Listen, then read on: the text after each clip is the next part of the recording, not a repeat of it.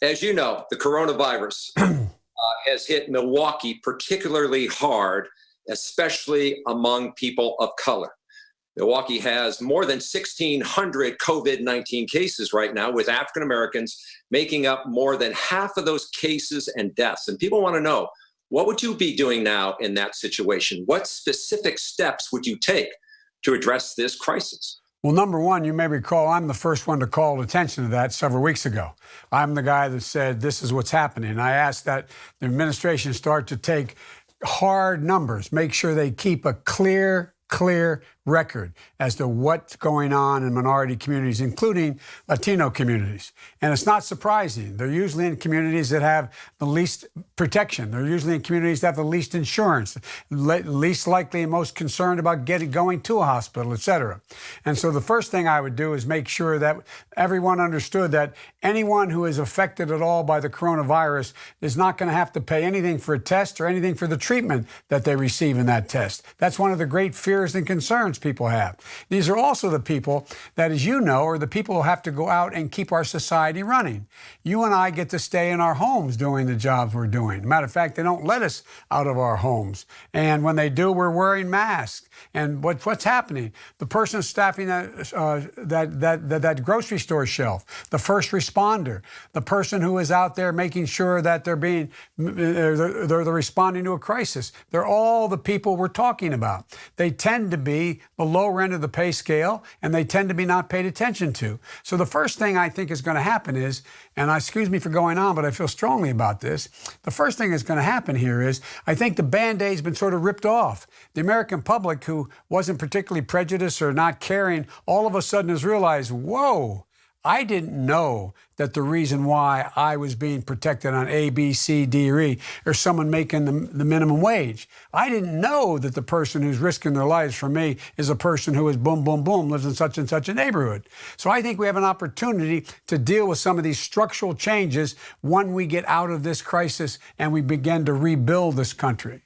So let me ask you about that, because the other side of the equation here is that 400,000 people in Wisconsin are out of work. People are hurting. Yes. We had a very large protest here over the weekend where people in the Milwaukee suburb saying that it's time to reopen. They say the virus is killing their livelihood. So tell me, should the country start to reopen by May 1st? What do you say to counties that have 0 to no cases? Should they be allowed to reopen? Look, if you take a look at Milwaukee and look at your counties, look at Wisconsin generally, Milwaukee, the hospitals in Milwaukee have less than a week's supply that they need.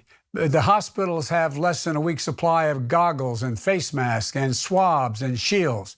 And hospitals, 1/3 of them have less than a week's supply of those N95 masks, 96 masks. Look, we need to provide for. The president's got to step up, take responsibility. He's the commander in chief, and get this material out. He has the authority under the Defense Production Act to be able to go, just like he did with General Motors, and say, build ventilators. He has the same thing, authority to say, everybody says, look, there's 3 things that have to happen: testing, tracking, and treatment.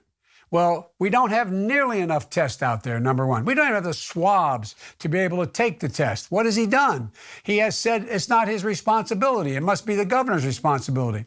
He has the authority under the Defense Production Act to go to a corporation and say, make me 1 million swabs. This is what you do now. He has that authority now. He's not exercising. He's slow going. Everything is slow walking. Well, what about those workers who are waiting? They want to go back to work, but they want it to be safe, but they feel like they need to go back to work. I understand. And by the way, there are a lot of the very people who can't afford to stay home and work from home. They're the people we talked about before. A lot of those people are people of color and people who are hourly workers as well. But here's the deal.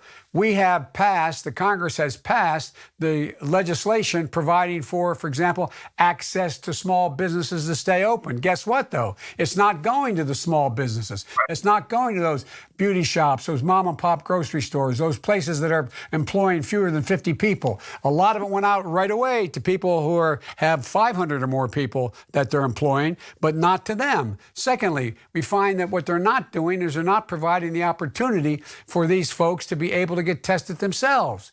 There's not enough tests out there. The president should act. There's so many things we can and should be doing. Now, lastly, we're in a position where this next round of this stimulus is coming up.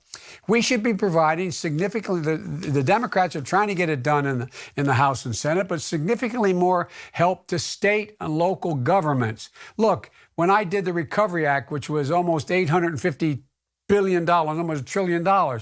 Guess what? It kept your police departments open in the state of Wisconsin, your teachers on a payroll in the state of Wisconsin, your firefighters in the state of Wisconsin. And guess what? Your budgets are getting clobbered, and almost every state budget is. And so the federal government has to step in and provide emergency assistance to state and local governments. And they have to do it now, but they're not doing it. Well, let me ask you one final question here, Sure. Mr. Vice. A lot of uncertainty around the Democratic National Convention here in Milwaukee. The host committee has had to lay off some folks, but businesses, restaurants, hotels, they are much need of this economic boost that would come from a convention. What is realistic? Is a virtual convention the most realistic? It's hard to tell. We got to follow the science. The science. I very much, as any candidate would, wants to have an actual convention, be in a position where in the middle of August we're able to actually have a convention where people show up and you have businesses being able to open up more than they are now. But it requires the president to take action now to do the things that need to be done so that we have adequate testing, so we have adequate access, so that we're in a position to know what state of affairs there are in Wisconsin and around the country. And we have to act now. We're taking too much time. This is slow-go president. Everything's slow motion. And think about it. He does 2.5-hour press conferences or 2-hour press conferences, and 80% of it goes to mocking a governor or going after a mayor or making fun of somebody or then saying that he has no responsibility. I take no responsibility. It's not my responsibility. Whose is it if it's not his? He's the president of the United States of America. And everything is about somebody. It's all about him. It has nothing to do with him. It has to do with the American people and us being able to lead. And we can do it. Give them a chance, though. Step up, Mr. President. Just a quick follow-up. So the likelihood of a 4-day, 2-day convention, thousands or tens of thousands of people? Well, the answer is I honest to God, don't know. It depends on what the science tells us. If we open up too quickly now, that will unlikely occur. But if we do this in a slow motion way that is consistent with the scientists, look, we'd all be better off if for the next month and a half, the only person we heard from the White House was Dr. Fauci. We'd all be better off.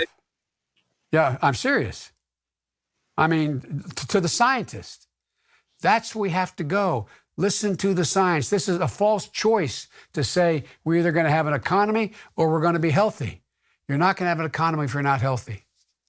Mr. Vice President, thank you for your time. Thank you for your time. I hope I get to see you in person. Look forward to it. We'll have a beer and a brat. All right. Thank you.